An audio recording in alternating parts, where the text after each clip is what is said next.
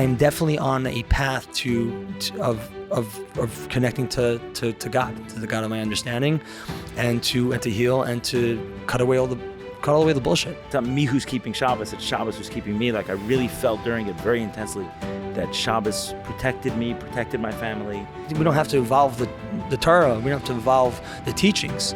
It's those who are teaching it. It's those who are passing it on. That has to evolve. God gave you free choice. Literally, that's what it says over and over throughout Judaism. God gave you free choice. And somehow a bunch of people want to take it away from you. Like, I want to keep Shabbos. I want to choose Shabbos, not because it's cool and it's comfortable. My kids are in a school and they won't even be in that school if they didn't keep Shabbos. Like, that's not the life I want to live. Welcome to the In Search of More podcast.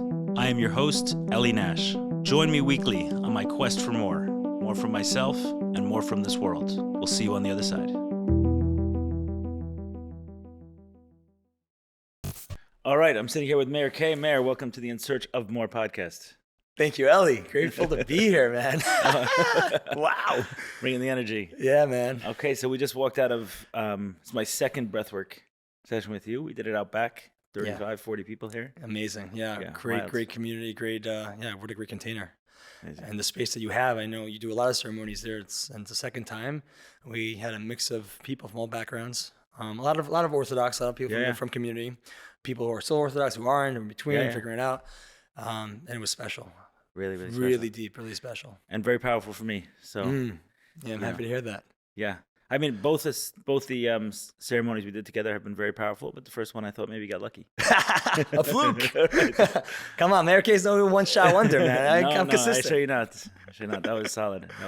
Thanks. And not only for me, I saw what was going on. There was a lot of people who had very, very, very powerful ceremonies. And we really see the shift is when people come in, like kind of the energy and the vibe, right? Yeah. And then afterwards, and it's like, wow, just blossoming, opening. Especially when the people who were like coming, like, hey, I came in with like a lot of like social anxiety, or came in like feeling this, and then they come out and they're like speaking, their chest is out, they're making eye contact, right? And I've mentioned this to you, but I've done this now quite a few times, and I'm still shocked. Like, I'm there, I create the container, I'm facilitating, and yet I'm still surprised at the end of the session, how deep this can go. What people are sharing with me or with the group, what's being released, what they recognize for themselves. They're reconnecting with their inner child. They're forgiving themselves, or perhaps a parent. They're connecting, having a spiritual experience, or meeting God for the first time, all through just their breath. It's nuts. Yeah. Right. It's witnessing miracles. Yeah. I had a miraculous, I think, life-changing experience. Really. You're vibrating, Elliot. Seeing you inside the room was, wow, geschmack. And even now, maybe also the cold plunge we just did, but we're definitely vibrating. Yeah, we're doing a lot of different medicines. Yeah. Water, breath. What do you make of that? It's like the In Search of More, right? My search has taken me to a lot of different places. Yeah. And to find things like breath and water. This is the stuff we're using. That's it. Back to the basics, man. I mean, it's always in our own backyard. And I think, it's always in our own backyard in the sense of, and this is the old classic, and this could be a segue of, why go do X, Y, and Z? How long will the breath work, the cynics or people who are close to me, like, how long is breath work going to stay in your life for? Or like, why are you going and studying or meditating on a rock? We have it in Chassidus. We have it here. Right. And we have it in our own backyard. And that's where I'm getting to, is like, and it's true, 100%. Our own backyard, kind of the Jewish backyard, you're saying? Yeah. The Chabad backyard. The Chabad backyard, yeah. But it's all here. Like, why search anywhere else? What do you need to search for? It's all here. It's been passed down. People sacrifice for it. And with that comes a lot of like shame, guilt. I'm doing something wrong. Why am I not getting it right? Also, you're saying for you yourself. Yeah, me personally. I only speak for myself. So that voice is still in your head while you're doing this stuff. Long hair, fish shirt on. You're still thinking. Shout out to my fish fans. You're still wondering. You're still doubting yourself, as in, why am I doing this? Why couldn't I find it all in the Jewish books? It's a great question. I wasn't necessarily going there. I was just like sort of speaking about the idea of like having, it's like the breath and water. It's all in our own backyard. And that is something that, and I was just using that as an example, but to answer you, yes, at times I still have a voice. I still have a voice within me that still judges me that I'm not doing it the right way. The right way. Quote unquote, the right way. Now I also have, thank God, a lot of awareness, growth, and healing to recognize there's no such thing as the right way. There's the way that I'm on, the path that I'm on now. Right. And curious enough, it does bring me, in a way back to full circle. I'm not maybe on the looking out in, doesn't look like I'm perhaps anywhere closer, perhaps only further away from what I was brought up to, what my backyard may look like, right? The teachings, the Chabad, the traditions. I never thought I'd be sitting here without my yarmulke talking to you on this podcast. I never thought I'd be sitting here with my yarmulke. No, it's funny, like the tables have turned in that way, and also I could like look you in the eye and anybody else and say that I feel closer to Hashem, to God, my higher power, source, universe, whatever you want to put in the blank. I feel healthier and happier and more connected than ever before. So yeah, these things do work for me. So I'm just leaning more into that. This is what works for me. This is what works for me. So is there a personal barometer that hey, this is working, this is not working? And let me elaborate on that question, because you grew up Orthodox, Chabad, saying, oh, we have all the tools here. I imagine that they're talking about, I don't know, Hasidus, right? We have all the tools here. Yeah. Tanya. So, yeah. So when you were using those tools, like where were you at? And what was it that said, let me search for more, and how do you know you found it? That's good. What is that barometer? What is that? Oh, okay, I'm feeling joy, I'm feeling pleasure, I'm feeling purpose. What is it that you say, this is good, this is not good? One of which is I don't want to kill myself. Cool. You know, that's like, a pretty big deal. That's a good deal. Like right. I want to be alive. I'm not. You mean that literally? Literally, man. Yeah. That's, this is an honest conversation here. Yeah, I've had suicidal ideations in the past. I've thought about it. I've been in such deep pains where that's where my brain went to. And that's how I was going to deal with the discomfort that I was in. I was very, very deeply depressed, something I talked about on Mic Drop. Mm-hmm. Thank you for giving me that platform back then. Yeah, that's where we met. We kind of met a few times before, but that's where we really got to know each other. Yeah, for sure. And so like it was very dark places. And you know what's funny? I'm going to put a pin right there. What's funny, what's coming up for me right now is that I'm already in my mind hearing the voices of like people close to my life, or parents or teachers are like, yeah, but you never really gave it a real shot. You never really, if you learned more, then you wouldn't have, and like as if I'm right now blaming the system. Maybe I am a bit. Right. And also, it just wasn't a fit for me. And I also have been able to let go slowly, still have it in there. That's not my fault. Like I was 13 to 16 to 17 years old. It wasn't my fault that I didn't connect with the schooling system. And so I just didn't connect. And so in that space, I got very depressed. I got really sad. As that developed, as I got older, that only manifests and goes deeper and grows deeper roots. So then that leads to even darker thoughts and like even to places of wanting to just like stop the pain. In that period of my life too, what's coming up a lot for me through therapeutic work, through plant medicine, through breath work, is the pattern of aloneness. So even though I was very much supported physically and had a lot of support, thank God, and my parents did, pull me out of yeshiva 3-4 weeks in, my first yeshiva out of 9, but they saw there was an issue. I was not eating, I wasn't making eye contact, I was depressed. So they did the next right thing. They brought me to therapy. But there was a lot of bouts of time during that period of time where I was just alone, and that aloneness was not good for me. So I want to go back to one point you said where you're saying you're imagining people saying things, which means they've said it before, right? Like it becomes their own thoughts of, just because you didn't do it right.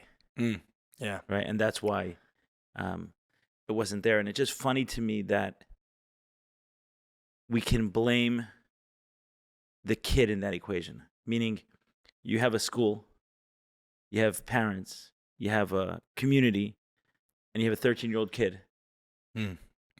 And somehow the message that's given when the kid is not where he wants to be, where anyone wants him to be, right? He's not happy, he's not fulfilled, he's not joyful, he's not purposeful. And you're mentioning even things like severe depression, suicidal ideation.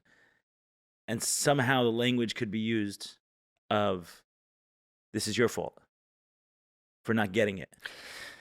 Yeah. And it can be used so often and so I don't know, forcefully is the right word, that you can repeat it to yourself. Yeah, it becomes your own voice. Like, oh, what's wrong with me? Why can't I get it? Yeah. And that's like, I mean, that's like, I think psychology 101, when a child doesn't feel safe in their home, if their parents not taking, their caregiver's not taking care of them, they feel like they're their mistake, right? And then they have to appease themselves because that's the survival mechanism. If the parent doesn't take care of them, if they don't fit the box, whatever that may be, then they'll die. So I think, yeah, for me, I definitely put on myself. I felt something was wrong with me, or I didn't fit in, and that only drilled in more and more after every yeshiva I went to, every new school that I went to, which was, like I mentioned, 9 throughout my 6 years of high school. So it was a lot of moving around, a lot of shifting around. Yeah. And do you remember when you said, was there a point you said, okay, I'm not finding it in the books, I'm not finding it here in this system, and let me look elsewhere? In Search of More podcast has a sponsor officially. OKClarity.com is the place for anyone in the Jewish community, whether you're from, not from, religious, not religious, all that's cool, to find a therapist, psychiatrist, coach, nutritionist, anyone in the wellness space. So this ad is both for those people looking for any of the above. Find the right one. You can go on their website, scroll through their choices. If you don't find someone, they have a concierge service. Reach out to them, describe the issue, and they will help you. I've recommended many people their platform and have only heard good things. If you're a wellness professional, I also recommend joining the directory. They will get you business if you're good at what you do. OK Clarity also has an amazing WhatsApp status. Check them out there. We'll post a link, their website, WhatsApp, in our emails, and wherever you're watching this, in the show notes. Check them out and let them know the In Search of More podcast sent you. So for a while, for a while, I was able to like stay in the system. I had friends, social scene, take on a lot. I learned a lot about, what it means to perform and to make friends, or to, and also learned the knowledge. And I also did learn and picked up certain studies during my time there. Where I really thrived was the outreach, which was like working with people, programs, facilitating. Like the Jewish outreach. Yeah, the Jewish outreach, like Shabbos meals, holidays, Passover Seder's, Pesach Seder's around the world. I thrived in that, creating creative ideas and programs to bring to the teens and adults. I love that. But that was okay for me. Like I wasn't really on a search for more spirituality. Like I didn't, looking back at it now from my perspective, what I believe is my higher power with God, I didn't have that back then. It was just really... You didn't have what? I didn't have God. I didn't have God. I didn't have a connection. So it was just what people did. I was part of a system, and it felt comfortable, and it's what we did. So we went to high school, then we'd do a year of outreach, shluchus, and then we go to smicha, get my rabbinical degree. And those things, when you're doing the outreach, you felt a certain... It was a joy. It was exciting. I was being creative. Acceptance from people. Yeah, and acceptance. Hey, you're good at this. Yeah, I'm good at it, and I enjoyed it, and I did. I enjoyed it, and I loved it, and I loved the connections I was making in the different communities I was with, and I loved tapping into these talents that I had around creating and experiment and creating spaces for people to be entertained and to learn. Right. Like I loved it all. But it wasn't like a real tangible connection with Hashem and Torah, and I think it was just like I was on this wave. I was flowing, and I also knew how to do that. But I also knew how to also go out and party, and go dancing and have fun. And when I traveled the world to, even after my smicha, after I got my rabbinical degree, I did a one-way ticket to China, Nepal, India, Cambodia. I did 7 months by myself. And these are some highlights where people go to learn and to seek spirituality. It wasn't for me. I wasn't on a seeking journey to learn about spirituality and go learn meditation. I was more about experiences. And for me, I was also I was after adventure. I was just a curious guy. I think I've always been curious, asking questions, a colorful guy. I just love people and cultures. So I read books, I watched movies growing up. So I was to have the opportunity to, as a young adult, to go and experience the places that I've read about. Let's go. Right. It happened to be, when I was in India, I went to Rishikesh and I did some yoga there, and I sat down to hear some teachings from different gurus and whatnot. It was cool. It was exciting, but I didn't feel okay, here I am. I'm going. No, it was great. And then I moved on to the next thing, and I had the next adventure. It was all great. Looking back at it now from the space of a young 30-year-old, From a young what? Young 30-year-old. Okay. Looking back at it from a young 30-year-old, I would say that I was seeking something. I was, something that I was looking for. Right. There was a search that was driving that was it, happening. but you weren't in touch with that. I wasn't in touch with it. And as well as there was also a lot of shame and whatnot there. Cause on this journey too, I wasn't like keeping kosher. I wasn't necessarily keeping Shabbos to the full extent. But outwardly you still. When I came back, I would. And I'd have this dance between it. I'd have shame and guilt about it. I would come back home and then I would take it on and then feel good about it. It was just what I did. And it's what I did. And I didn't really think twice about it. But there was something always gnawing at it and looking at it and feeling it. And right now, as I share this, I do have a certain level of vulnerability. I'm just gonna share. I have a certain want to hold back, like a discomfort around it, because I think from the extent of what people are seeing on social media, and is maybe I'm jumping ahead. Jump ahead. All right, now, okay, I'm just trying to do linear here, but like, yeah, I suppose like it's been a journey right now to be able to just show up as I am. All right, as I am. And I'm always, it's so interesting as I share this, Eli, the voice. Yeah, I can see like the mental gymnastics. Yeah. Right. It's amazing how deep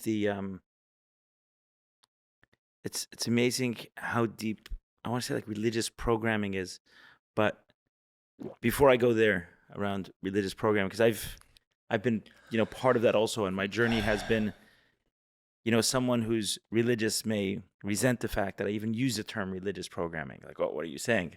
How can you talk about it in that way? And I'm talking about that at the same time that I'm saying, not only saying, I'm demonstrating that I'm coming closer and closer to Judaism. We've had some of those conversations offline while you've been here, is that, yes, some of my path in this In Search of More has been a lot more of connection to Judaism. And during the breathwork, man, I had such a deep appreciation for the way, like one way I would say the way Shabbos protected me in some way. That was what it was, thinking about like this home and the space we're in, and that space where we held the ceremony. So just before I got this home, I decided to start keeping Shabbos, and all my family, my wife, hasn't completely gotten on board, and my kids, obviously, I haven't pushed it in that way. It was just kind of, hey, I'm starting on this, and what everyone wants to do. But with that, we still started doing, Shabbos meals and Shabbos experiences, and then also, as part of this, I've been on the healing path, so that's also been part of it, like a breathwork ceremony, and such happening in these places. And I'm thinking like, wow, what if I had this space before these things at a different point in my life? I would have misused it. I would have attracted a lot of potentially very negative things into my life. Extreme example was, I've spoken a lot about my sex addiction. Imagine having this space with an addiction, just like an addiction like that. So Shabbos is, I connected to it strongly on the breath work, how it's so awesome that about 2 months before I got this space, I incorporated that into my life, and how much that's been a protection is the best word. I understood for the first time when we say it's not me who's keeping Shabbos, it's Shabbos who's keeping me. Like I really felt during it very intensely that Shabbos protected me, protected my family, and was allowed to use this powerful container to hold, when I say powerful container, like a big home, a spacious home that can attract a lot of people, and a lot of different things can be done in that space.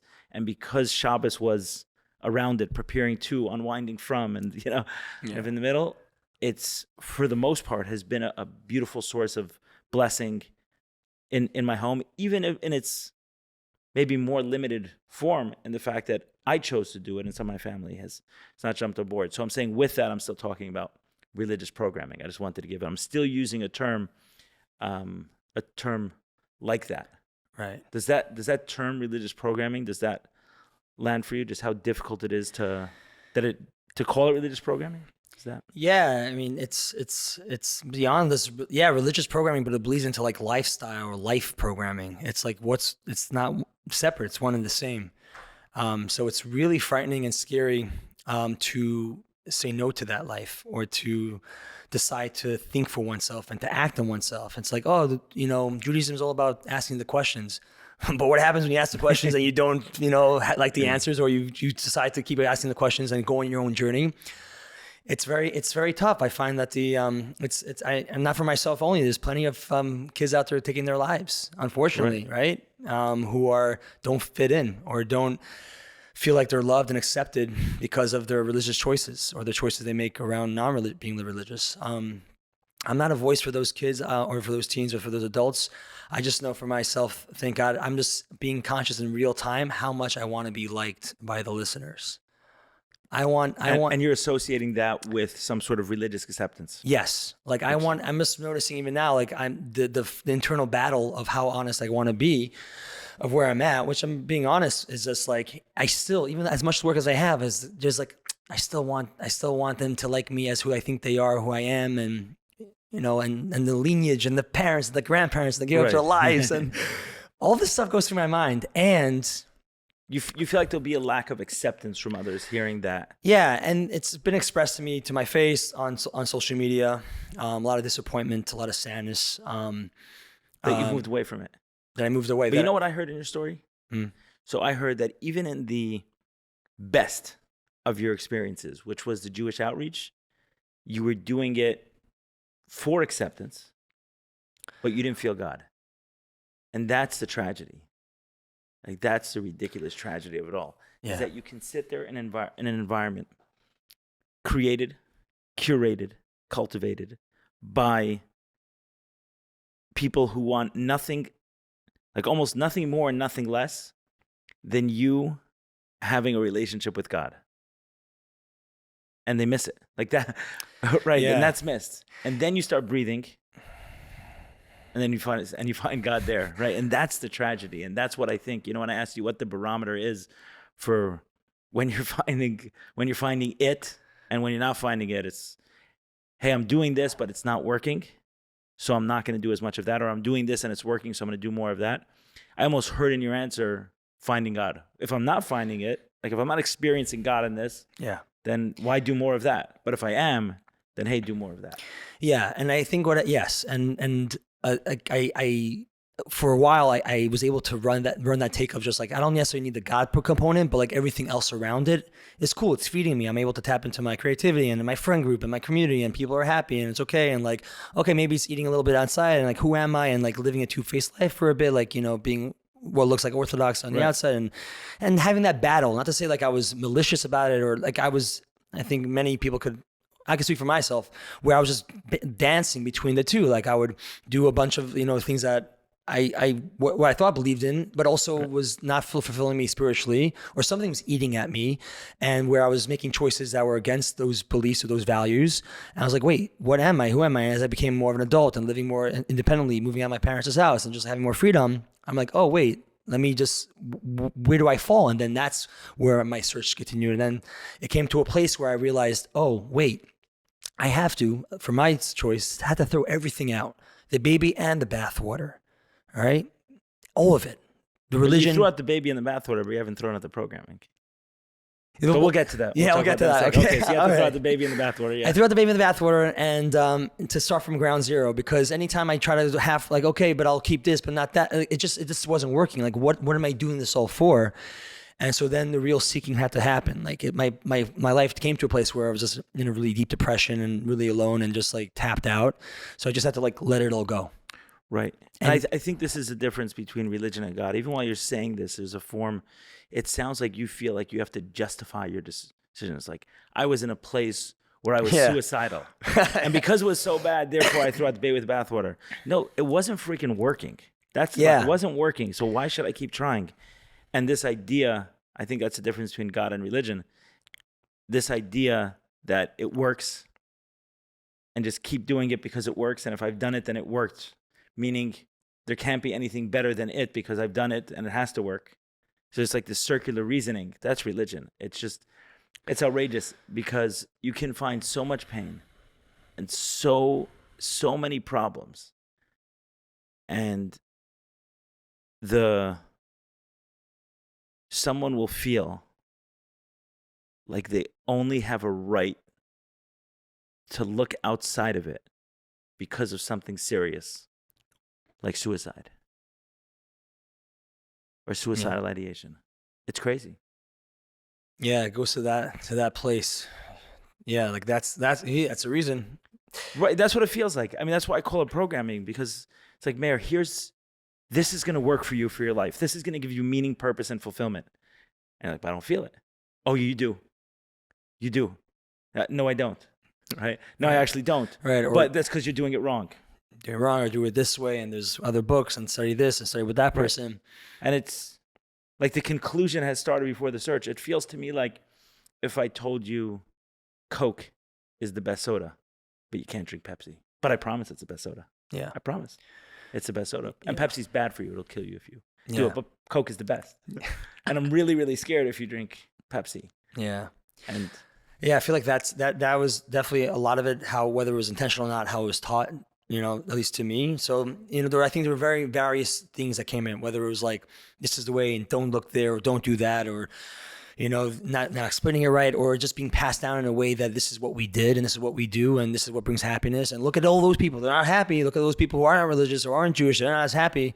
Or just like making God into like more of a punishing God and a rewarding God, like all that just worked until it didn't work. And right. So, and that took a lot of time to deprogram. I mean, it sounds like it's still taking time, because it is taking time. Yeah. And you're catching me in this podcast, and you're catching me right now in my process. Like, this is my process. And so I think what I'm learning to do is give myself grace. And those who are closest to me get it. They know a bigger part of my story than obviously like seeing me one day with the yarmulke and one day not. But yeah, I'm definitely in it. I don't have all the answers figured out, but I am seeking very deeply and with passion. I most likely think about God and the existence of God or not God more often than most people. I would say, like, I'm thinking about him all the time. I'm working around it. I'm devoting my energy and time into it, and to build closer. I'm not looking for an easy way out. I'm really stepping into the fire to uncover, discover, and to like excavate all the different pain and the different stories and the made up beliefs, so I could choose it for myself. Like, I want to keep Shabbos. I want to choose Shabbos, not because it's cool and it's comfortable. My kids are in a school and they won't be in that school if they didn't keep Shabbos. Like, that's not the life I want to live. I didn't get married young at 22, and I'm not stuck in that. Thank God. So if I have this freedom to do that, let me come around to it. And I don't know, maybe I'll be in the time someone listens to this podcast in a year, I'll have a yarmulke on. Maybe I won't. Right. But I'm definitely on a path of connecting to God, to the God of my understanding, and to heal and to cut away the bullshit. Right. It feels to me, the more I connect with even my own Judaism, I would say that it feels to me like so much of that stuff, it's not like it got it wrong. It's not like it missed it. It like it twisted it like to the opposite. A lot of the messages not only didn't describe it correctly, it described it exactly the opposite of what it should be. And I'll give you one example. I think that when you think of human beings, it's one of the gifts is that we have free choice. And then how many people who are given positions of authority do everything they could to program the little minds of the people they have to eliminate free choice. And that's really freaking sad. You should. I think if you eventually do choose to add things like Shabbos or other stuff, and some which I have and some which I haven't, and things like that, at any point in time, I think it should come from a place of free choice. That's the beauty. Yeah. It's like God gave you free choice. Literally, that's what it says over and over throughout Judaism. God gave you free choice, and somehow a bunch of people want to take it away from you. Yeah, I think it's all taught from fear, right? I think there's also like a disbelief, like that the kids or the people will choose that, and trust that the next generation will choose that in their free choice. So rather allowing it to be a beautiful, wholesome place of love, of expression, it's more of like grasping, and like you said, like, we have the best pizza shop, but don't eat anywhere else. Like, we have the best pizza shop, like, yo, cool. There's pizza shops everywhere. We have the best pizza, and let me show you why we have the best pizza. And express it with love and compassion. And even so, let's say there's a soul within the 17 kids or the 4 kids that you have. There's one of those kids still doesn't want your pizza, doesn't want your religion. To allow for the family and for the community, which is known. I'm now giving a little nod to the Chabad community, which is so known with outreach and thrive in outreach. It's so shocking when people who are on the other side, who are about shuvas, or people aren't religious, are shocked to hear of the inreach that doesn't really much exist. It doesn't. It doesn't really exist. And there's some great people out there creating programs out there for that now, because they're seeing the death that's happening around it and the dysfunctions that are happening, and we don't want to look at that. But it's like, no, like, what about that inreach? Like, why can't we just also like bring back that compassion and acceptance and love into someone who did wear yarmulke and not wearing a yarmulke, and be okay and like and love them. So still. what do you make of it? How do you think this developed? You use the term fear. It's like fear driven. Like, where do you think that came from? I mean, I definitely believe it's generational. In what sense? I mean, anyway, I know the way I would want to teach my kids. The way is from love, right? Like, what other message? Where did we go wrong that we're saying, hey, if you don't do this, you're gonna burn in hell? And yeah, of course, someone's not gonna arrive at it in the healthiest way. Like, why do you think they went there? I mean, I'm no historian and whatnot, but again, going back into it, I think there was this element of looking back into my own family tree. There was a lot of living for your life. There was a lot of survival mechanism, right? We know about in Russia, KGB. This is what we had, and this is what we had to die for. And so, there was this physical fear associated with it. Then, of course, there's like this fear about coming to America, right? Like, America is no different. We got to keep it going. And I'm actually now just riffing and also thinking about it in the past is that America is no different. Okay, now we have to grasp it. We can't let it go, And there's all these horror stories about people coming and shaving off the beard and choosing certain lifestyles. And I think there was a certain we have to keep it tight, and there's a certain survival mechanism. We have to stay insular. We have to stay tight. If we don't deliver the message in this way, if we don't, it won't survive. It won't survive. I mean, it's just literally a survival strategy. It's a survival strategy. And also those who survived, those who came from, let's say from my case, Russia to America, they're a different breed. I mean, just the way they were taught, just the way they showed up in life, it was very black and white. There was no such thing as breathwork and therapy and plant medicine back then. Like, there was no processing one's feelings in that sort of way. The way things were taught, it was one book around 17. I heard a story about a kid who was able to just read the siddur sideways because there was only one book and there was 14 kids around. Right. That's how we learned how to read, from the side. Yeah. So it was a different world that we grew in. So transferring now to this new world of a lot more expansion, abundance, freedom, scary because you could lose, and there's all these choices now. Back then there was no choice. There was choice in the shtetl. Right. So I think that those mechanisms of teaching also was passed down. So there wasn't any evolving. And I know we get scared when we say about evolving and evolution. These are scary words around religion because we can't. This is how it is. But no one's saying about evolving the religion, evolving our personalities, expanding our consciousness, expanding our capacity to love and to teach and to hold. There was no space for all that. So I think we don't have to evolve the Torah. We don't have to evolve the teachings. It's those who are teaching it. It's those who are passing it on. That has to evolve. Right. We did a podcast a little bit ago, an interview with this guy, Rabbi Daniel Bortz, and he used the term something like that, fixed on, I don't know, maybe the content of it, but flexible on the form, if I remember correctly. Something like that, where he's saying, the Torah is called the living Torah, right? Suggesting that it's living, it's dynamic. There's something about it that it doesn't need to be changed, but the environment changes, and the plug-in is a little bit different. So you think about in an environment maybe like Russia, so some of these, you don't even need the fear-based tools, it just is, right? It's kind of natural. So everyone kind of gravitates and sticks together.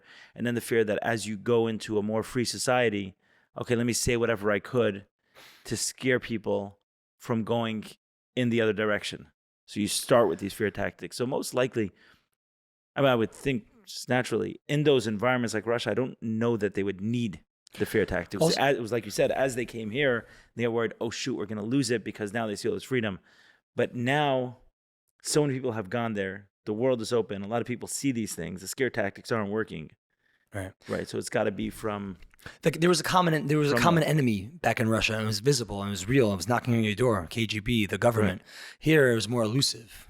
We didn't know who are they. It's a culture. It's a people. It's this new country, but we couldn't really point at it.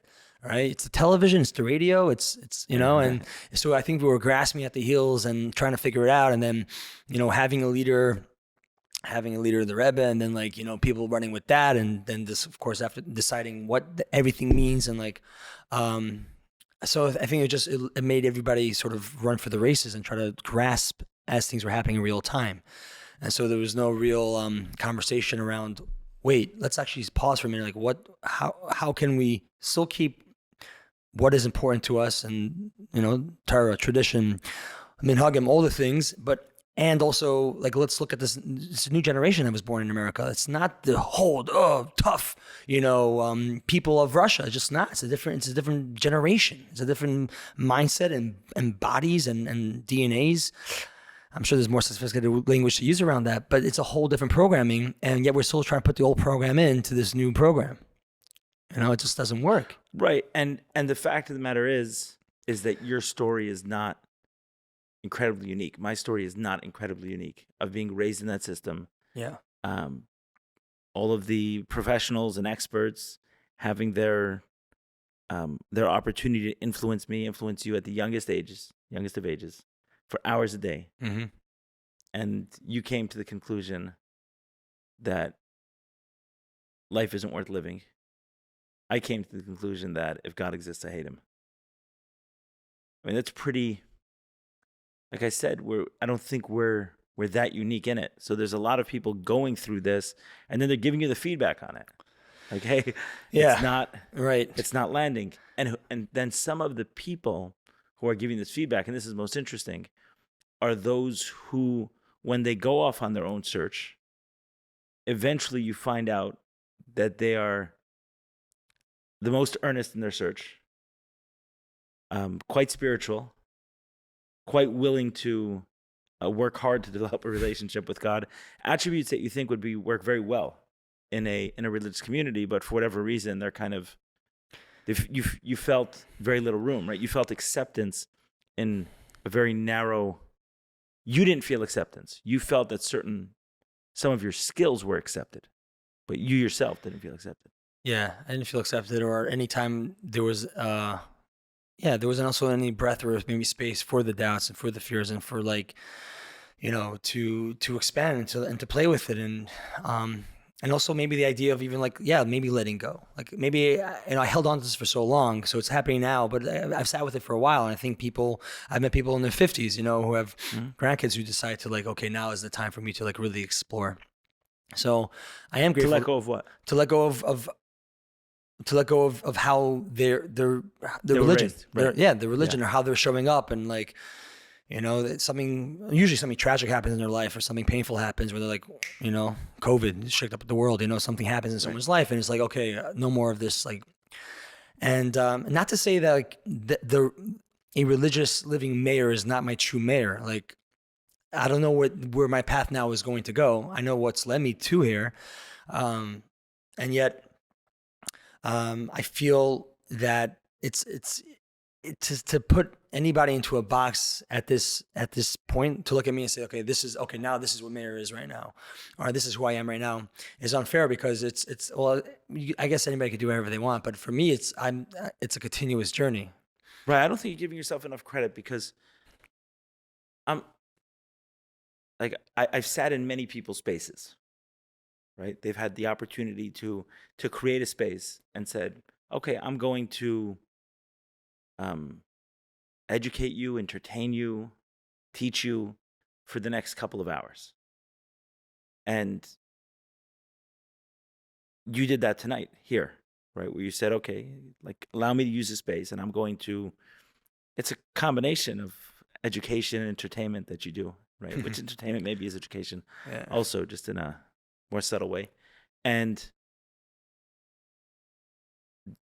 what I was left with was a very, very, very profound, life-changing experience.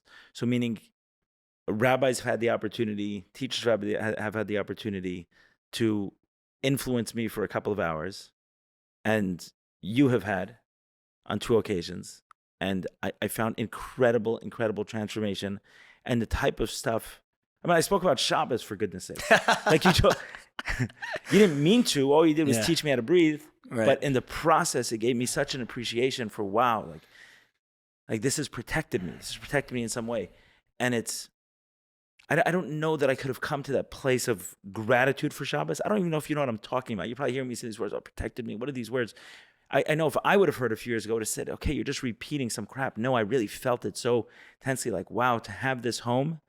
And 2 months before, I'd made the decision to, in my way, like put my phone away on Shabbos and just experience it in a different way. And realizing in the breathwork with you how different my life would have been and what my family would have gotten from this place without that. I didn't get that in a class about Shabbos, right? You're not giving yourself enough credit about your process and what people are getting. I saw real healing and transformation in there. And this idea that someone would say, this is the way to do it. But but so many people are going through that and they're not feeling it. And then you took 35, 40 people through an experience, and I think every single one will come out a better person. I honor the search. Like, why do you feel the need to justify this? Put yourself side by side with a rabbi and say, okay, this is what we're going to do. We're going to do a test. You'll put them in my room for 2 hours. You'll put them in your room for 2 hours. And let's see what happens based on objective metrics of what we both can agree is good for humanity, good for the Jewish people, good for whatever you want to say.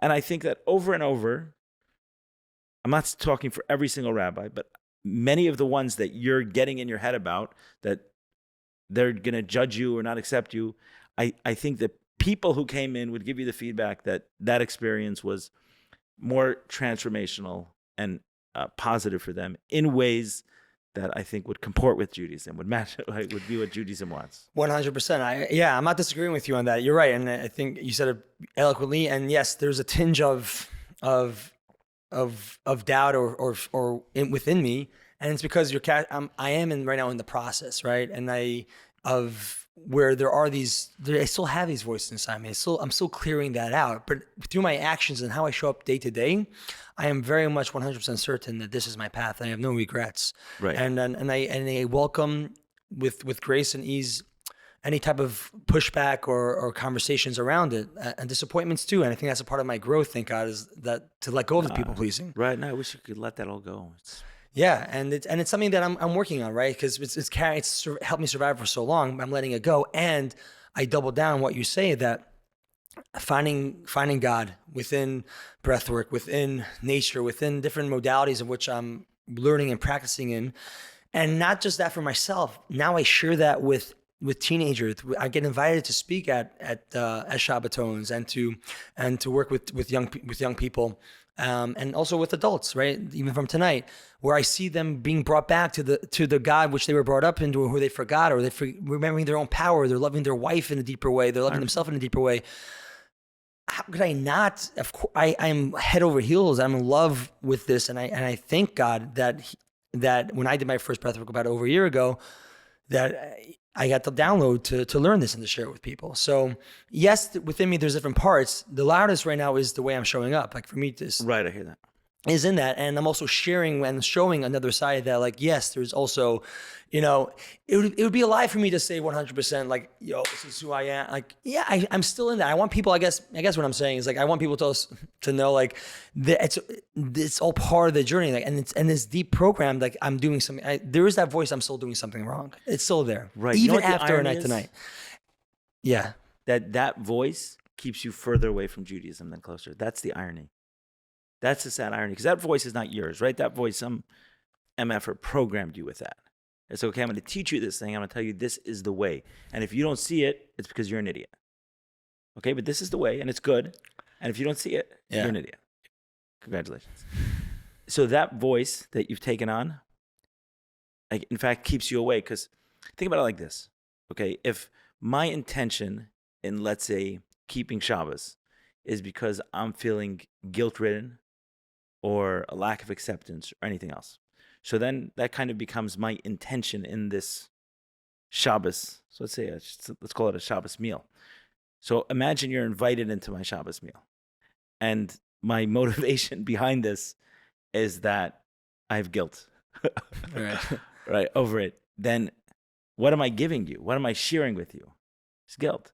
If it's excitement, if it's genuine appreciation, gratitude for this, then isn't that something much more beautiful that I'm sharing with you? So it almost feels to me like the process, and I see Judaism today much less as a religion in the sense that these are truths that we just have to stop thinking about, right? Like, okay, conversation ended. We said this is what it says in the book. You can't think anymore. I see it more as, hey, we're people with a heritage and a teaching, and how awesome to be able to be reconnected to it and to understand it.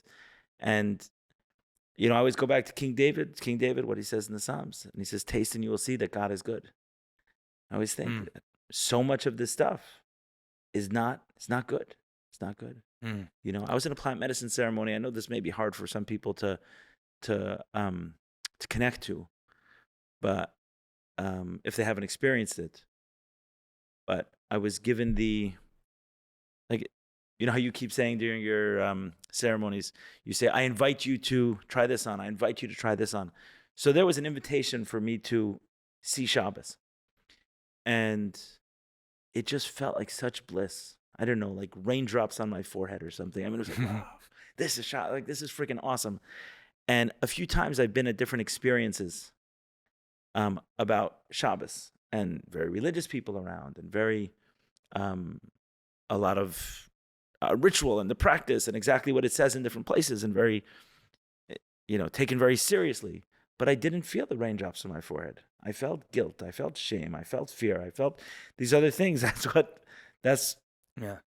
what you served, and that's what I ate, literally. And it didn't jive with what I had experienced about what on this plant medicine journey. It was like, hey, here's the essence of Shabbos. You want like the essence of Shabbos and a feeling? It's this. And those didn't jive. So I went a little bit off on that, but I think that, like a little bit off on a tangent, but I think that it would be important, most likely, to drop some of those things if you're going to reconnect in a meaningful way that's not only going to inspire you, but potentially inspire others. I mean, just imagine doing breath work from guilt. We can do it to anything. You can raise a kid today. Okay, you have a kid, and you just do all the same rules with breath work. Breath work is the best. And if you're not getting everything out of it, you're doing it wrong. Mm-hmm. And if you don't do it, you're an embarrassment to me and to my heritage and to we can tell him whatever we want. Totally. We can taint it all. Okay. Yeah. And then let's say he does it. Let's say you convince this kid to do it reluctantly. And I'll walk into a breathwork ceremony, and maybe my kid will walk in one day, and he'll get one big pile of guilt. Like, who? No. For the record, I don't walk into my breathwork ceremony. You don't. I don't. Yeah, exactly. I don't. Because you come in with a lot of passion, a lot of excitement. Yeah. Tons of choice. You didn't have to do this. If we're going to want to do this. Yeah. I love it. Yeah. Yeah, totally. Yeah. We're doing a podcast at freaking midnight. I love it. I don't want to do this. I don't have to do this. I love it. Yeah. I freaking love it. I don't know why I love it. I love having these kind of conversations. Totally. And you know what? And I'm coming through the healing process. I've come to forgive and heal and maybe love is a tight word right now, but appreciate the journey of all that pain, suffering, disconnection from self and from God and from the deepest parts of myself to get to a place now where I'm able to shed it all, step into a power and start to connect with God. And it doesn't look necessarily like how I grew up in, but through these unbelievable, beautiful tools and modalities that God gave us. Yeah. And it's different and the world is waking up to it, and to be on the forefront of that and to be a part of that is unbelievable. And I have so much esteem within that and confidence. It helps continue to heal me and brings me closer to God. So I don't apologize for that. And I don't apologize for who I am today. It's actually, I think, a beautiful invitation. And part of the reason why I love this conversation is it allows people to see a new perspective and to see the complexities and the different avenues in which one could shed old beliefs, old programming, reconnect through different ways that exist, that are holy, that are kosher, only for the benefit of yourself, for your family, friends, they're all going to benefit, and ultimately for you to connect to God. So do you find that people have, because you're almost talking about breath work in the way I hear people talk about plant medicine, do you feel like people have questions or skepticism around? A little bit. This? Really? A little bit, yeah. What, you're going to lie down and you're going to breathe? People get scared around, but yes, I've had conversations with people around breathwork who feel like it's avodah zarah, who may think it's breathing. Yeah. Okay, I thought it's only plant medicine. Okay, no, good. I'm learning. There's still hesitation. That it's avodah zarah to breathe. Yeah, because then they also start thinking like, they don't also know, right? So they maybe think, oh, are you doing anything? Are you burning anything? Or maybe the playlist that you're playing, is it a playlist that stemmed from like, other traditions and stuff, which is something to talk about, and something, there's different, okay, and that could be very specified for the program, for the breath work. But at the essence of it all, when I continue to ask them why, it gets to a place of fear. It gets to a place of they're scared to open up or afraid to look at that thing, or like, why my life is okay? Why should I look at that thing that's I buried deep inside? Okay, so this is that's where it goes down to. So initially it'll be first like, it's avodah zarah. It's not the way to do it. I get it through learning. I get it through this. I get it through that. Why? I don't need this. And they may use religion. Get what through learning, right? Right. My connection, my higher self. I may my opening, whatever you're getting, Meir, whatever people are walking away from in breathwork. I get that through Farbringen. I get that through learning. I get that through Torah. Listen, if someone does, great. And for those who don't, there we go. We got breathwork. We got other things. Wow, that's fascinating to me. Because to me it was, sometimes when I had a conversation about plant medicine with someone, and they have all these questions, like, okay, just try breathwork. I didn't realize that there are some people, who would see that in the same way. I mean, and there's also still, which is similar to plant medicine as well. And I think where therapy was like 23 years ago, where people like didn't talk about it. Like, I went to my therapist, you went to therapist. Still now, even with breathwork, I know with plant medicine, it's starting to open up more and more people talking about it. But there's still like, I don't want anybody to know that I went to do breath work. I don't want anybody to know like I did this thing. And there are other people who are like, I just came out of breath work and I love it, and they share about it, and it's all good. I guess I'm too far gone. I didn't know you're this. in it. No, I didn't know this. I know you live in a paradigm where it's just, this is what's going on. This is what everybody's doing, and why not? Yeah, but there's still hesitation. It's still people still opening up to it, and I think that's why it's important work that you're doing, just normalizing it, having people on talking about it. I think that's what we need to do. It happened again with what alcoholism was, 50 years ago. You're doing that with sex addiction and porn addiction, making it normal and okay, and removing the shame. Same with therapy. What therapy was hidden 34 years ago, now it's like, you got a therapist, my therapist, you're my therapist. So I think the next frontier is when plant medicine and breath work and all these other modalities are just like, cool, that's what you're using, great, I'm actually doing this. It's just open conversation. I was thinking about this the other day, is that this I have heard. So I'll be talking to someone and mention that, hey, let's say that they present a problem to me. I have a family member who's struggling with, I don't know, pornography or depression or whatever else.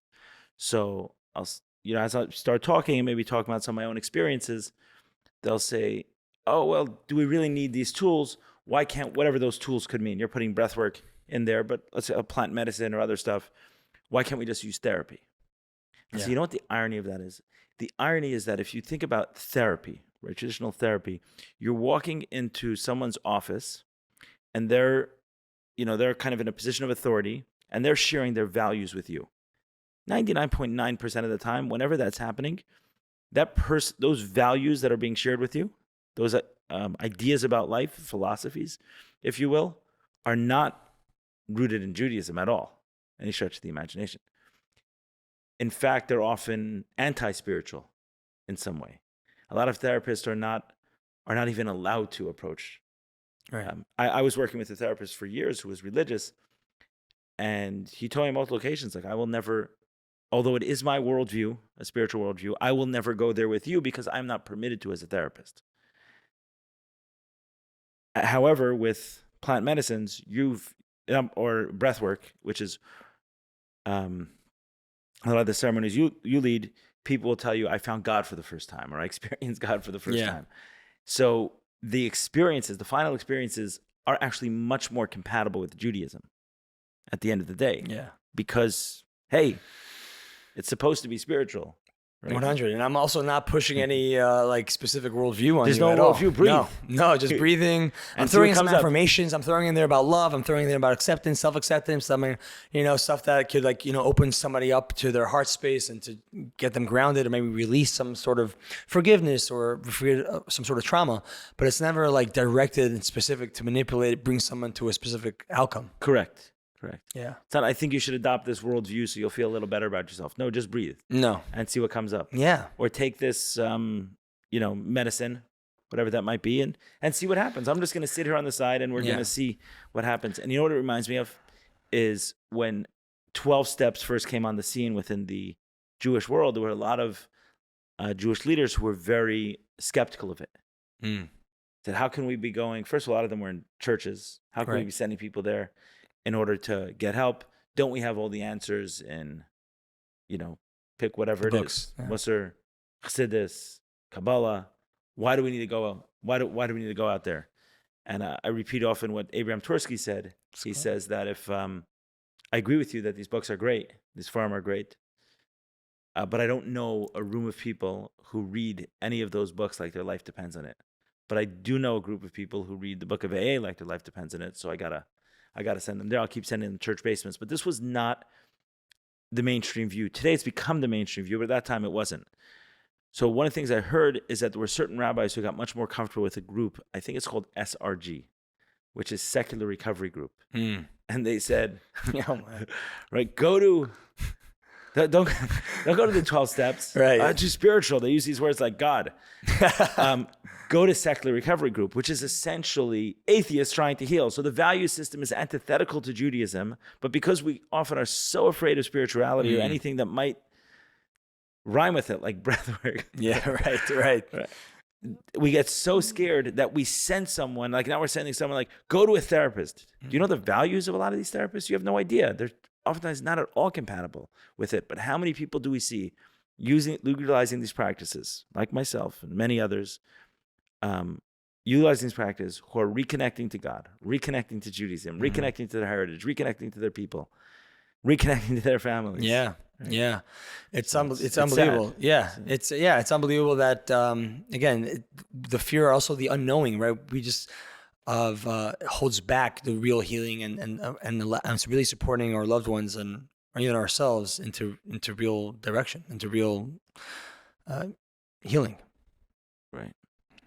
You're 100% right that the like this whole like avodah zarah idea, like at the end of the day, like how many times you hear it, it's 100% just like rooted in fear. Yeah, 100%. Yeah, it's a fear. It's a mechanism. It's the hide behind. Right. Not that there's no basis for it anywhere. Right. I'm sure there are some stuff that are incompatible with Judaism in that way.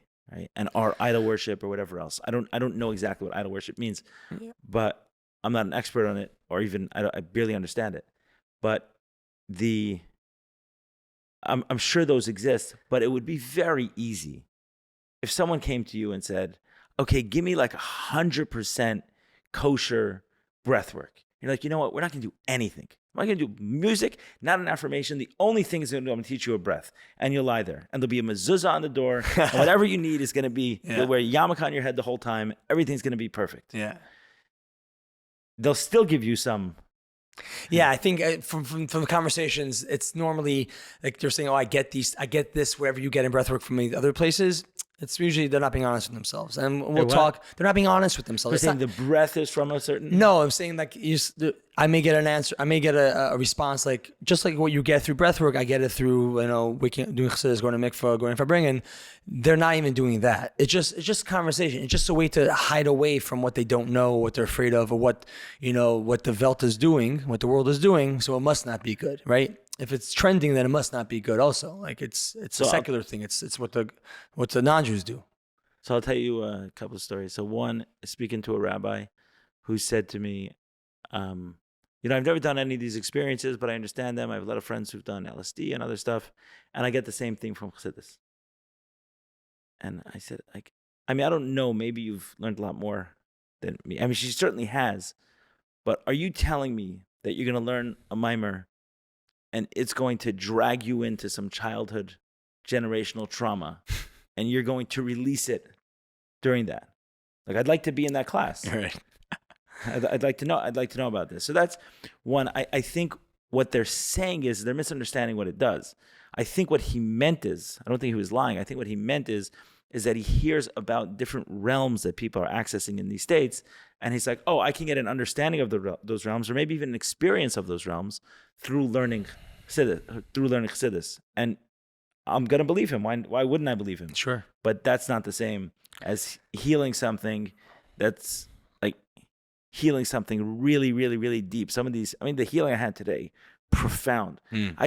I don't know that it would have come in Chassidus. I don't know that it would be like saying, it just feels apples and oranges. Yeah, and also I think I always try to remind people is that one doesn't like, it's no steer against the other. It doesn't pull you away from the other. But it's not contradiction. They're both beautiful tools to get you connected to Hashem, to God, to your religion, to wherever you want.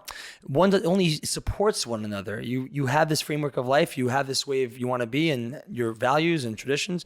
It's only going to make you fall in love with that even more. And if you have a fear that's going to pull you away from it, or like for some reason, then like what's that about? Right? Yeah. What's that about?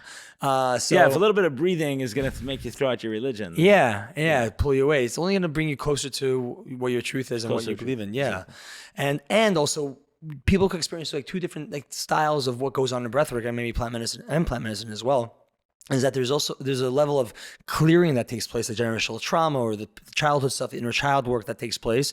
And that's one modality that works through these modalities. But also what happens is that not necessarily will that happen to you. You could also have a very profound experience where you're drawing in. You're not just like releasing things that don't serve you, but also drawing in deep teachings, awarenesses, a deeper connection of gratitude, love, connection, holiness, appreciation for your parents, for teachers, for Abayim, for the Torah, for Hashem. So it's not always necessarily a dark excavation of old past, beings. It's also it could also be a very beautiful, loving, compassionate holding of expansion. So the next time you learn a sikha, it's a deeper experience. I think it wouldn't take a lot if you just speak to a couple of people, and they'll find plenty of Jewish sources for what you're doing. I was interviewed by Gedalia Fenster the other week on his podcast. What a flex! And he said to me, he was here first. Who's gathering? Who published it first? That's what matters. And he said to me that we're talking about different things, and he said that Reb Nachman of Breslov says that breathwork, or he called it breathwork, I'm sure he used a different word, Reb Nachman of Breslov, does a certain thing. I forget what. I think he said it's like something about expanding the mind or something like that. So I'm sure if you put a little time into it, if you wanted to, there's certainly a lot of sources. Yeah, within Judaism that reference breathwork. it's... Yeah, totally. And there is, and people know that I'm so passionate about breathwork that I'll get like a snippet here or there, or someone sending me something from like the Kutrei Maran, or like, like some old Kabbalistic book about like breath and inhale and exhale. And so there's what out there. Stay tuned. The book's coming out soon. I would love to compile those sources into something. But yeah, it's been a thought of mine and a dream of mine. And it's so deep in it's sort of our Arya Kaplan did for meditation for so long. People thought it was something you did in the East, and it was Avodah Zarah too. I know. And he was like, actually, it's all stemmed in our tradition, and it's deep, and it's amazing, and it's wonderful. And thank God for that. No, and the fact of the matter is that we need some of these tools because a lot of people are suffering. And that's where a lot of this search is coming from. And low barrier entry too. Yes. Low barrier entry. You don't have to learn. You don't have to necessarily have to be ahead for books. You don't have to know Yiddish or Hebrew or transliteration. Right. Like it's low barrier entry. You're human. You know how to breathe. Great. Right. Let's go. Let's do this. Yeah. It's very sad that I guess one way it's kind of a tragedy in a way that religion can be used to prevent someone from accessing God. Yeah. That's what you're saying. A lot of people find there. Yeah. I was my wife and I were another flex. So my wife and I, my partner, we helped sponsor the Vayikra portion of the Kutei Sichos in English and Bamidbar portion, because through actually plant medicine journeys, I reconnected with maybe the importance or the potential value of learning sichas and learning it in the original. And some of it came from, I think, like the way the message was given to me was, hey, you may have a little bit of an unlearning to do about the Rebbe, right? Such a figure, it was such a dominant figure in our childhood. Yeah. And then a lot of people used the Rebbe to support one thing or another. The Rebbe says this and the Rebbe says that, and look at this letter and look at this. Right. So in that, it was like, okay, without noticing it, I had a respect and admiration, and certainly for a lot of what he did. But another part was, hey, if he knew everything, then how come this happened, right? So there were definitely some questions around it, and some things that didn't feel quite right. And it said, hey, you were taught about, there was such a dominant figure in your childhood, like maybe instead of, it's affected me, right? It's for sure affected me, having that kind of powerful figure being spoken about by a lot of people. Totally. And what he may have said, or they thought he said, or they wanted him to say, and then they repeated to me, is going to have an impact potentially lifelong. And in there was this realization that maybe I should unlearn whatever anyone told me about this man. And I should relearn him from myself. And probably a good way to do that is just read his books, not to listen to anyone's stories or opinions, just read it in the original. So I started with his sichos in English. And shortly thereafter, I remember when I first got my hands on it, I was like, wow, this is like a personal development treasure trove. And I did a podcast with Shays Taub, another flex. Dropping all the names there you tonight, go. Ellie. I did a podcast with Shays Taub where we spoke about that. Like, it was just about, the Lubavitcher Rebbe, personal development treasure trove. And I'm like, hey, am I learning these sichos correctly? Because this is like some pretty profound ideas about ways to handle life situations and perspectives and everything else. And he's like, no, that isn't a perspective of the Rebbe. That was his work. That's exactly what he was trying to get, is the personal development. That's what he was trying to and that goes back to it's in our own backyard. And of course, what our grandparents and parents were saying was true. It is in our own backyard, and it is there. And like, man, woe to me that I spent a bunch of my years in my teenage years, my formative years, learning that I didn't get that. Sad. And I haven't given up on it. Like I try to learn what I can, and I'm learning other things, and I'm tying it all together. And I believe that it's there. And I think, and what's wonderful is like rabbis like Shays Taub and Rabbi Jacobson and others, and new schools that are popping up now that are recognizing, yes, let's take this incredible teachings and all the wisdom that we have, and also teach it and formulate it and build a container for these beautiful young children and souls that are not fighting the KGB in Russia or have to survive some Middle Eastern thing, but rather here we are and package it for them, and have love and compassion for the questions and for the journey that they may go through as well. Yeah, which is certainly meant to be the Jewish way. And it's not even the Jewish way, it's the Chabad way. Yeah. It's the Chabad way. Yeah, and life But they kind of ask the question of, what's your background? Oh, you grew up this way? Yeah. Okay, so here's the paper we're going to sure. read off. Oh, you didn't? Oh, it's like a long-haired hippie who your parents grew up in California. So let me tell you what it says. We're so accepting and we're so understanding. And totally. We make room. You should totally do that. That could be a great skit, by the way. Okay, let me give you an idea. So you go to Chabad houses. Hopefully they don't recognize you. Yeah. And in one, you go as this, California hippie. Yeah. And you see how they talk to you about Judaism. Ellie, I've done this already. I did it when I went before, because my name is, I'm Geshe. So I was backpacking in India, and I ended up going to Chabad house, and I was there with a couple of Israelis and a couple other Jewish people. And we were there. It was like, for a Shabbos meal. And then we traditionally go around, you say your name, where you're from, and a story or a song, the icebreaker around the table. Right. And it gets closer to me, and I'm like, I turn to these friends Jewish friends who I just met, and like, watch this. And throughout the whole time, I'm like, I'm dressed total backpacking style, and I have long hair back then too, and a lot of warmth, a lot of welcoming, and just like any other backpacker. And then when it comes to my name, I say, Meir Kamlinson, and I see his eyes pop up, and I start like a niggun, like a song that's deep, from really, you only know from a 2 a.m. Fabringen, and he lost it. He's like, what? And he was great, and he was very loving afterwards. And also there was the whole talk around, what are you doing here? What's going on? Like there was that little shame, go back home, It's there was that, and a lot of love there too. But there was, and that was on the lighter side of things. So yeah, right. Automatically, there's a total different differentiation between the two. I think it's a difference. Like, what do you mean? You know the answer. You have it. So why go anywhere? What start your life? And I think we have more time and grace for our 20s, for our 30s, for anybody, even their teens who are going through the questions. It's like life. Thank God, we have long, healthy lives. And just because someone doesn't living the life that a parent or a teacher wants for them in this very moment, which is a projection of whatever youth it is for them, there's a long life. You're for sure not going to get anything if you're going to push them away, hate on them, shame them, and guilt them, and cut them out of your life. Rather, why not build a connection and a relationship where they feel honest, you could be open and talk and discuss and see the love that you have around your family, around certain things, and hug him and allow that. There's a long life. They could grow. Let it be a journey. It's a journey, And I don't know. I think there's space for that. Yeah, I think there's a lot of space for it. I think it's I think it should be encouraged, right? If it's not working for someone, If it is, God bless. Yeah. God bless, And I already see it already now, like people at the head of mind is like, what do you mean? But you have to have it all figured out before you get married. Because once you get married, you have kids, and the kids be very confusing. You have to know who you are. Parents are perfect.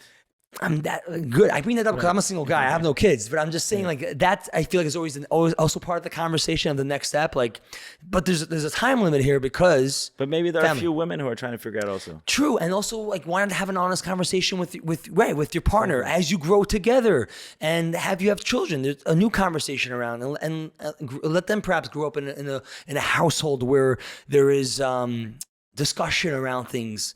But I mean. Yeah, but they'll be confused and maybe they won't know. You have to, cool. There's always going to be I think an answer back. The life that I want to live and the family that I, God willing, want to have, or partnership I want to have first and then the family, God willing, would be one of exploration and where we support each other in our journeys. And there may be questions and let the children grow up and, it's going to be more difficult.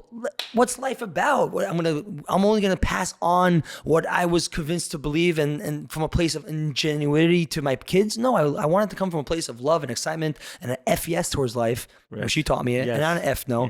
Let's F yes. And if I don't know the answer, I won't know the answer. Right. But one thing is for sure, I will, God willing, love and cherish my child no matter where they find themselves, no matter what question it is, because that's the essence, not the religion that the child is practicing. It's the child. It's the soul. Right. It's that person. I'm here to guide. I'm here to support and keep them safe, and then allow them to blossom and share their gifts and with the world. But I really don't think at this point you have to defend your journey. Like that's all. I mean, I think that if you continue on this, it doesn't matter what happens with your path. It doesn't matter where like you yourself go. But judging by tonight's turnout. Right, you're probably touching a lot of Orthodox Jewish people, for sure. Current, past, but I guess more importantly in some way, I think that no doubt, like I said, wherever you'll go, you'll reconnect a lot of people to their Judaism. And I can say for certain, my Shabbos next week will be different and filled with much more gratitude as a result of the work with you tonight, 100%. And I think the same is true with a lot of other people who were in that room. So anyone who thinks that your search isn't guided by God doesn't believe in God. Yeah, true. I like that.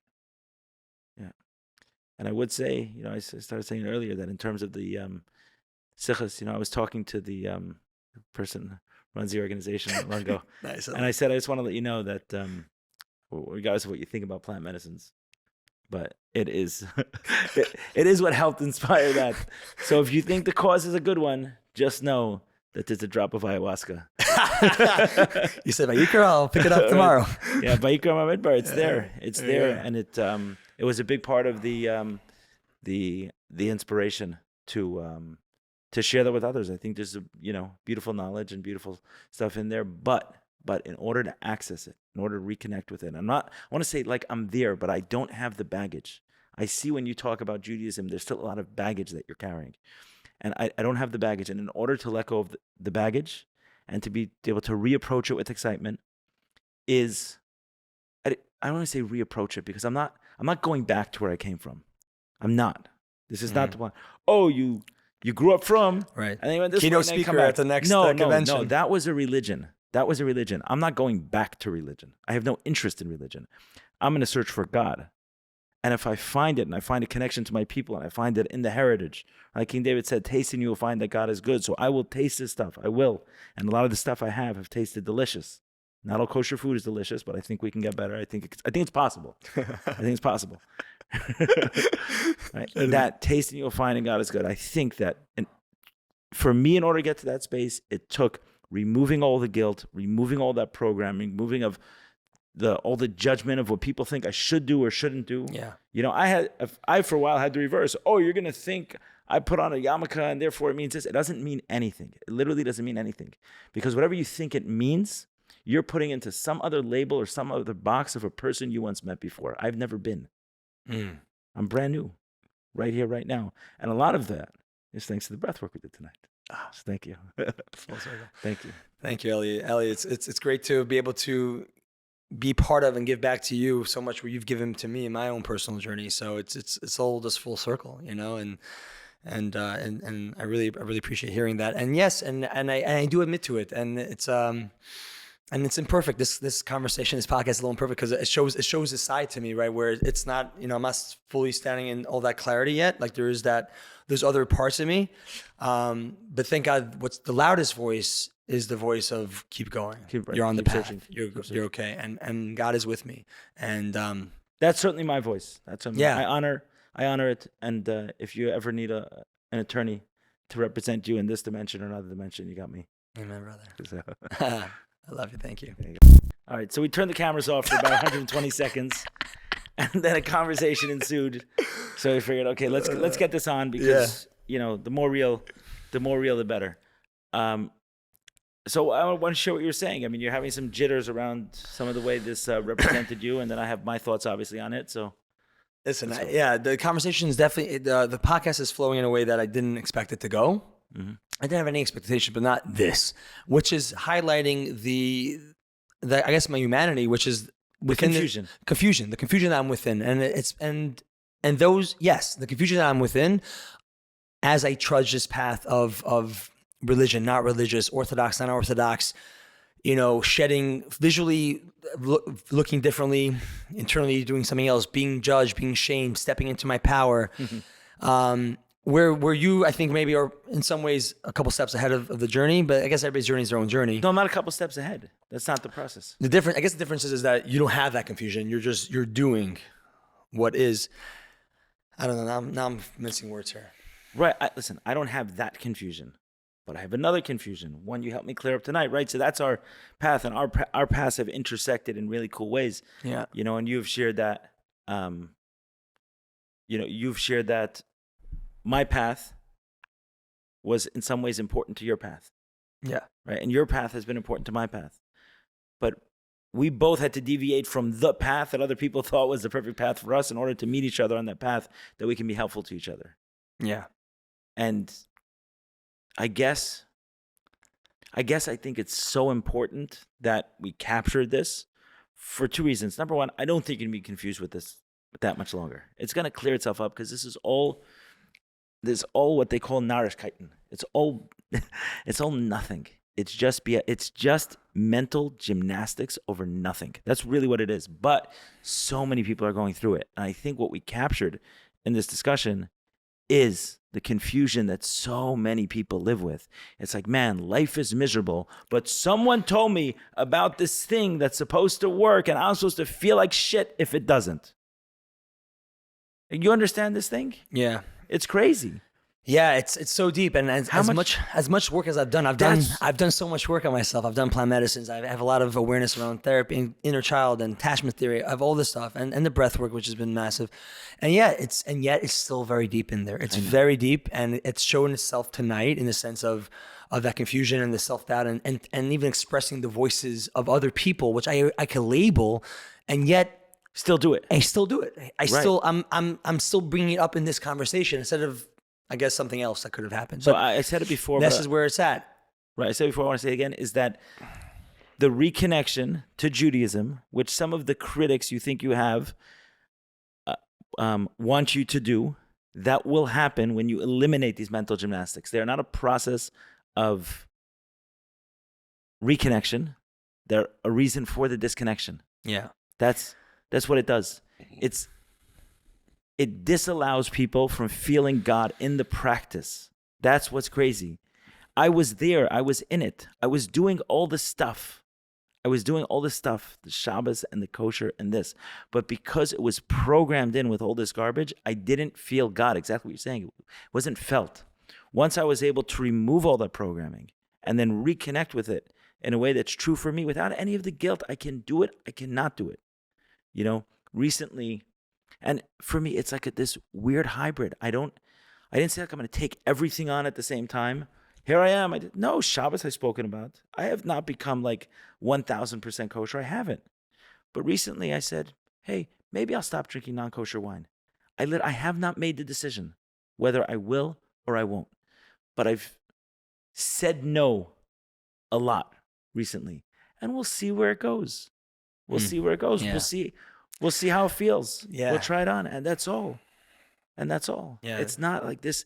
It doesn't come with guilt. I don't feel like I'm a walking contradiction. That's your opinion. I was talking to someone today, and he says, do you feel like there's some picking and choosing within Judaism? Like how do you define that? I said, first of all, everyone picks and chooses in practice. Everyone picks and chooses in practice. I don't care. Everyone. I'm not talking about this. Yeah. Everyone picks and chooses in practice. Everyone. Yeah. And if you're not sure what I'm talking about, okay, look at the way some people mistreat their body who claim to be very religious. Isn't that a violation of Ushmartem Asaf Shesechem, and you should guard you should protect yourself? So everyone is picking and choosing. Let's be clear. The picking and choosing where it gets dangerous is when we start redescribing the ideal. So we say, oh no, Shabbos is not that important according to Judaism, and then you have the Reform and all the other stuff where they start twisting things and say, no, that's not actually. So that's where it gets dangerous, where you start negotiating on what the ideal is. I'm not here to tell you something is not kosher, it's kosher. What I'm here to say is that any part of it to embrace is meaningful. But I can only get to that place when I don't have the guilt and the programming and all the other filth that people put on top of me. And I hope and pray for you to remove that. And anyone who's listening to you, who's either offended by it, thinking that, how could you be? So now you're a filth creator, in my opinion. So clean that out so you don't put it on other people, because you're disconnecting them from God. And then anyone who's hearing the same confusion that you have, I hope they have the strength to clear it up, because it's freaking hard. It's freaking hard. Yeah, it's really hard, and it's there, and I've been able to label it, and it's come out in this. And yeah, it takes hard. It takes multiple, going in there and looking at it and making those voices softer, raising the other ones, and using the tools that we mentioned today, and surrounding yourself with good people, good friends, to start remembering, what feels true, what's in line, and following through on that path, and trusting that it's right. The shackles of shame and guilt and the other voices, it's always going to make one step forward, 2 steps back, and it's releasing that more and more. No, I just feel like it strips away the spirit of the thing and injects in it like some completely different. We have the practice and some guilt around the practice, and then the whole spirit of it is completely annihilated. Yeah. If you think about prayer, I mean, you pray today? I did. Right? Do you pray? Like Jewish prayer, or you pray? Oh, I prayed. I prayed. No, my own words, right. And but it took some time, and prayed to God. Yeah, and that, like, I'm sure felt meaningful. Yeah, right. And the connection is real. It was helpful. I prayed before multiple times today. I prayed before I went to breathwork. And how many times did you and I both pray as children? At least 3 times. And there was zero of the intent, zero of the connection to prayer, zero of the anything. There was no sense that I'm communicating with anything, that I'm getting something from it, that there's a relationship being developed. None. None. So I did it for years. Yeah. I did it for years. Right. So I don't know, someone has something to say to you, someone has something to say to me. You had your opportunity with me. You had it. I was in your system for 20 years. You had me from when I was a baby. Nothing. No thoughts, no ideas. You taught me the language, you taught me the ideas, and I'm grateful for it. I have a lot of it today that I can now reconnect with. Yeah. But you have an opinion? An opinion? I was suffering. I walked out of it suffering. Yeah. I don't know. All I would say is that if one day I go on to create a religion, if one day, if I'm in that role, right, of teaching, educating, guiding from a young age, and people didn't turn out the way I wanted, I would take personal responsibility instead of leaving them with some shame and guilt and confusion over.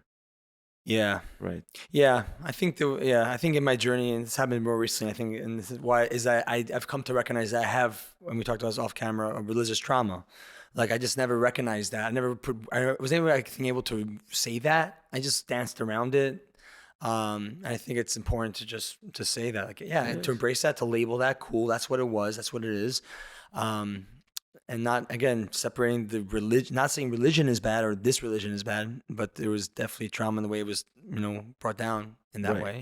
In my mind, I associate religion like negatively, like the word is negative. Yeah, it does. I know. Yeah. Yes. Yeah. It's a negative word. Yeah. Yeah. Because I think it's like, once we say something is a religion, right? Like, for example, if I said COVIDism is a religion, which it totally was, right? If I say it's a religion, I'm not saying something positive about it.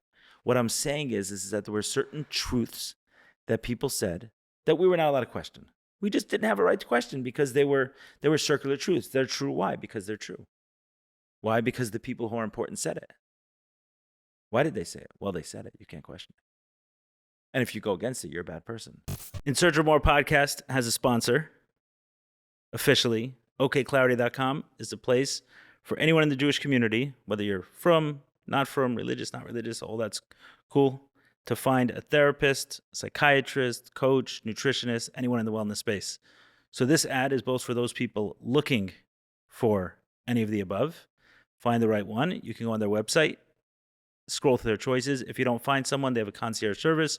Reach out to them, describe the issue, and they will help you. I've recommended many people their platform and have only heard good things. If you're a wellness professional, I also recommend joining the directory. They will get you business if you're good at what you do. OK Clarity also has an amazing WhatsApp status. Check them out there. We'll post a link, their website, WhatsApp, in our emails, and wherever you're watching this, in the show notes. Check them out and let them know the In Search of More podcast sent you. The data points are the opposite. Well, you don't get to have that opinion. These are the experts, right? And then it just keeps going on and on. So it's the same thing. The teacher said, what did the teacher say? To do this. And if you do this, you'll have a good life. But I'm not, because you're not doing it right. That's how do you do it right? Don't ask questions. Yeah. So for someone who's listening to this podcast, what do we want them to leave from? I mean, my story around my confusion around religion, power of breathwork. I mean, it's rhetorical. I mean, I'm open to hearing it. I think it's. Go ahead. And I would say, like, maybe the idea of, I'm trying to salvage this in a way, but not in the sense that to walk away with, I guess they're not alone in the confusion. That you could also walk the path, keep asking the questions, and also take care of those voices, recognize them, label them, see them for what it is, and then slowly let them go, shed them away. First of all, it's not for us to say. It really isn't. I got something from this conversation. I hope you did too. If someone recording happens to get something from it, who knows? Who knows? I don't know. Some guy may watch this whole podcast and decide they haven't listened to a Fish album in 20 years, and that's what they go do with it. I don't know what they're going to do. How am I supposed to know what's going to happen with it? But what I do think for certain is that what you're describing is not unique, that there's a lot of people sitting in this state of confusion exactly where you're at. And for some of those people, hearing it from you will help them see it in their own life.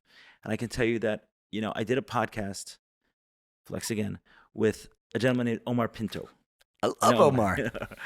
And we called it Forgive Me for My Guilt. And basically it's like, God, forgive me that I ever had guilt. Forgive me that I ever introduced guilt into this relationship. How horrible of me. I heard the teachings. I heard that I'm a son of God. I heard it. But somehow, despite hearing that I'm a son of God, I also thought there's all sorts of guilt attached to me not doing things exactly the way someone told me that It should be done, even though I see they're miserable, right? That whole thing. And somehow I'm sitting here with guilt. And it's like, oh man, like I've ruined the whole relationship. Imagine a son comes home to your father and the father says, wow, I'm so glad you're here. What brought you back? And he says, I felt guilty. Oh, my son. Welcome home. Right. That makes me feel so great. Right. Yeah. It's true. Right. It's crazy. So it's forgive me for my guilt. And why was it so important for me to do with Omar? Was because Omar grew up Jehovah's Witness. Yeah. And he had so many of the same thoughts and so many of the same ideas and so many of the same fusions. And I'm not judging your confusion. If anyone, like I'm sharing certain things about it. Why? Why do I speak so passionately? Because I was there. I saw it.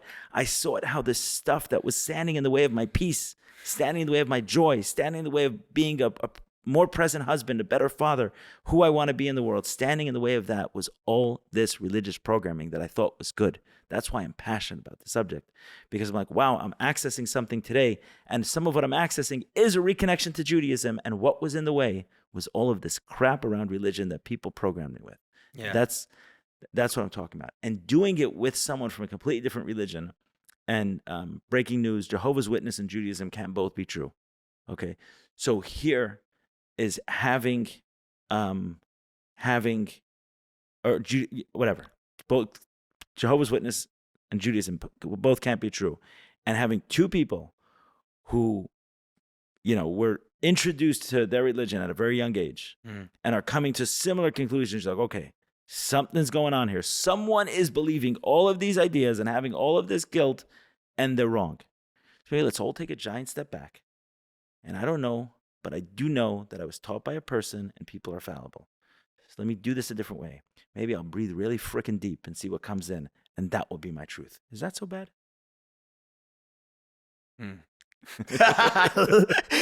Amen, brother. Yeah. Oof. Yeah.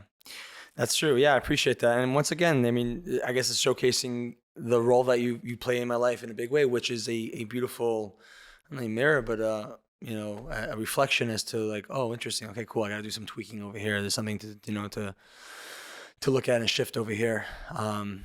And it's good to know. It's helpful because I have been wondering what it is that's been blocking me from the next level. What's blocking you from going home to your father that you feel guilty if you don't go? Why? That's so obvious. It's 1 + 1 = 2. But then you'll talk to someone, and what do? You're not guilty that you haven't called home? Okay, you think I'm running? And you think the whole thing doesn't make any sense. Of course it's control. Of course it's programming. Of course it's nonsense. Of course it's not the thing. It doesn't taste good. And King David said, taste and you'll find that God is good. Totally true. What's hard though, and I'll tell you what's hard, and this is getting vulnerable here, is doing the process in front of people's eyes. You know what I mean? And that's maybe what more I mean, not to cure as much, and it's less so, but I'm doing this process online, right? Where a lot of people have the ability to do this in a room where no one will know or offline. Not the guy you're sitting talking to. No, right. You're right. You bring to a lot, and it brings a lot of courage. And I guess now being in the hot seat, I only respect it even more because it takes a lot to be able to do that and to show that this is what's going on. And you shouldn't do it for this reason, but I have a suspicion that you'll feel more acceptance after this podcast than a lot of the other ones that maybe were a little more polished. Let's see what the feedback brings. And also, I don't care whether I get accepted or not. Like I said, if you need an advocate, if you need an attorney, right here. Aye. I got it. Thanks, Meir. All right, we did 2 podcasts in one night. So we had a breathwork ceremony, ice bath, 2 podcasts. Wow. Pretty successful. What a night. And it was fun. It didn't feel like any work at all. No, not at all. It's great. Guilt-free. All right, Meir. It was fun. Thanks, brother. Yeah, it was great. Thank you so much. Thanks for having me on the podcast. I've been a big fan of it, and now maybe next time you can flex that I was on the podcast. I definitely will. I mention you all the time. I mention your breathwork, and I do want to give an absolute shout out for what you do. And I've worked with a lot of breathwork people and a lot of healers. You got a gift, man. Like 100%. You're a freaking shaman. Oh, man. I've sat twice with you in a room, and the healing that was created. Thank you. Like not only for me, for the people there, it was like, wow, you create a space, man. Very powerful. Thank you. So it's got a 5-star review from me. And I hope anyone, you're mostly in California, right? California, but I travel all over the states. A bunch in New York, upstate New York. So someone wants to follow you and where you're doing your work, where do they? I have Meir K, Meirkay. And they'll know where you're doing breathworks. Yeah, I post about my breathworks out there and different retreats, or God willing, I'll be hosting and other. Yeah. Awesome. And you do one-on-one stuff? Yes, I do one-on-ones as well. I do virtual as well, breathwork, and I do the in-persons whenever I travel to a different city. So definitely, awesome. Reach out if you have any question around the breathwork. I'm happy to share and guide. Yeah, and this space is open for you when you like to use it. Thank you. So we're running out of capacity for the amount of people you're bringing. God willing, man. Let's expand. Keep growing. Awesome. Thank you, Meir.